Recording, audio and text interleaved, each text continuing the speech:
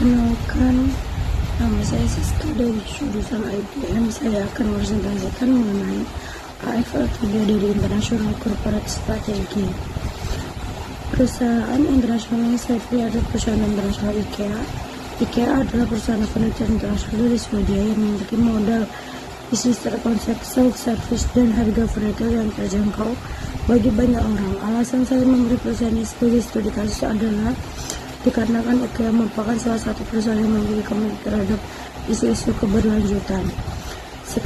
Strategi keberlanjutan perusahaan tersebut menggunakan kerangka ESG dan triple bottom line. Analisis ESG, Environmental Social Governance. Strategi keberlanjutan IKEA. 1. Lingkungan. Contohnya, semua produk dirancang sejak awal dengan prinsip sirkular, bisa diperbaiki, digunakan ulang, didaur ulang. Data laporan dan IKEA menunjukkan adanya upaya dalam pengurangan emisi dari IKEA. Di samping adalah gambar grafiknya. Energi terbarukan seperti listrik dalam operasional gudang, toko, dan supplier. Hampir semua kayu bersumber dari hutan bersertifikat VSC atau daur ulang, yang meningkatkan penggunaan material daur ulang dan terbarukan. Sosial dan contohnya menerapkan IWI kode etik untuk menghasilkan kondisi kerja layak dan aman. Fokus pada kelestarian gender, inisiasi pengungsi, dan pemberdayaan kelompok rentan. Bermitra dengan bisnis sosial untuk mencapai lapangan kerja. Memasarkan produk kerajinan. Menawarkan produk dan solusi untuk hidup lebih sehat dan berkelanjutan di rumah.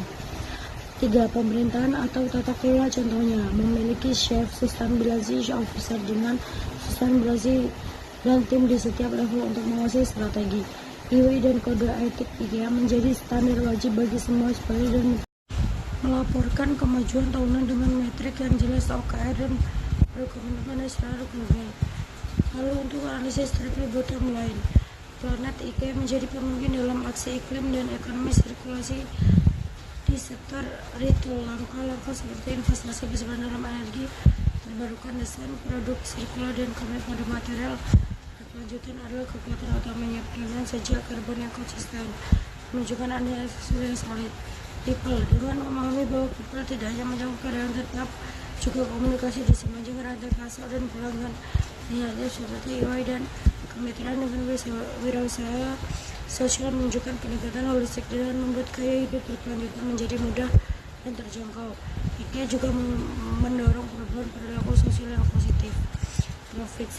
Strategi keberlanjutan IKEA dilihat sebagai penggerak profitabilitas jangka panjang, menjadikan pilihan dibangun untuk mencapai tujuannya dalam memperluas pasar dan mendorong pertemuan dengan sama harga produk berkelanjutan. 5. Rekomendasi strategi berdasarkan analisis sebelumnya. Rekomendasi adalah adalah memperdalam pengelolaan emisi scope, membentuk ekosistem sirkular yang tumbuh dengan 14 bagian garansi, perbaikan dan refurbishment ke semua pasar, lebih meningkatkan edukasi dan insentif bagi komponen dari kampanye, perkuat audit dan kapasitas rantai pasok dengan bantuan teknologi seperti blockchain untuk melacak material atau audit sesuai fitur yang terjadwal. Berinvestasi dalam inovasi material hijau yang terjangkau seperti alokasi R&D untuk material alternatif atau material yang memiliki jejak karbon lebih rendah.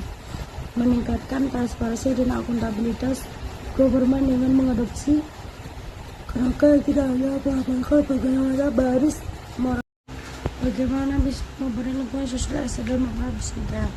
Berkolaborasi untuk advokasi kebijakan yang dapat mendorong kebijakan publik yang progresif seperti infrastruktur daur ulang nasional, secara produk hijau yang seragam, dan inisiasi dan untuk ekonomi sirkular. Penutup. Secara kesimpulan, perusahaan global harus melampaui keuntungan ekonomi saat ketidaksetaraan sosial, bisnis sumber daya, dan perubahan iklim menjadi masalah utama. IKEA menunjukkan sebagai studi kasus bahwa mengintegrasi keberlanjutan ke dalam model besar utama dapat membantu meningkatkan inovasi, efisiensi, dan reputasi yang berkelanjutan. Strategi adaptif dan kolaboratif harus digunakan untuk mengatasi masalah seperti pengukuran emisi, rantai pasokan, shock, audit sosial di negara-negara, regulasi lemah, dan ketekanan biaya. Untuk mencapai tujuan fisik, harus tetap mengevaluasi banyak sekali audit hasil di negara-negara regulasi lemah. Untuk mencapai tujuan visi, IKEA harus tetap mengevaluasi berdasarkan dan bekerja sama dengan pihak berwenang seperti konsumen, supaya pemerintah dan lembaga non-profit. Berikut adalah sumber referensi yang saya pakai. Penutup, itu saja dari presentasi avatar dari saya. Jika ada kesalahan, mohon maaf.